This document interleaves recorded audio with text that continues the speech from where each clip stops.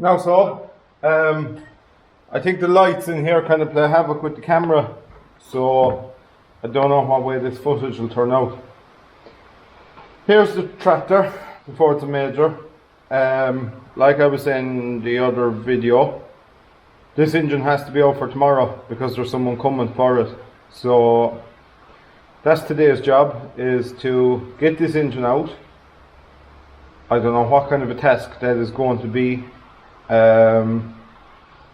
but hopefully it shouldn't be too bad. Once we have the engine out, might go looking for another engine. So that's what we'll be tearing at. I will probably update you on this fairly soon. My next job will be basically strip any cables or pipes that are connecting the engine to the tractor. So once I have that done, I will probably get set up for splitting. I will have to go and collect the splitting rail, and I'd imagine I'll have to lift the engine out with the loading shovel. So that's what we're going at. We already have the radiator off this morning. So I'm going to tear out taking off pipes, and I will update you shortly. Now as you can see, the front axle and the chassis is off. Easier than I thought it would be. We hadn't too much difficulty. I had to cut the A-frame. I couldn't get the pin out, but I won't be using that A-frame again anyway. Next job now, I suppose, will be I will have to jack the tractor under the gearbox, and I'll rip the bolts on the engine and we'll lift the engine out. So all in all, we're not doing too bad. Say probably 3/4 of an hour or an hour there I was at that, so relatively straightforward so far. Now we're not dead set on an engine yet.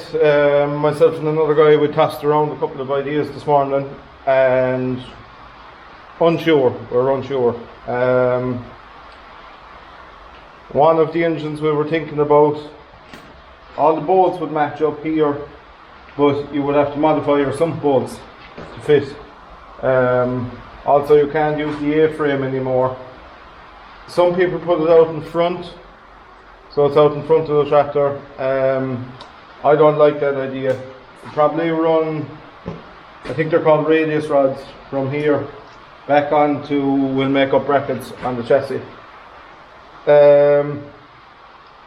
Anyway, that engine I spoke about, if we don't go down that road, we'll have to get a conversion plate. A conversion plate will, on one side, line up with all the bolt holes of the bell housing, and the other side will match the bolt holes of the engine we fit. So I'll have to get that made, but look, I'm not all into the ins and outs of clutches and flywheels and all that, so I'll have to get a bit of advice on that.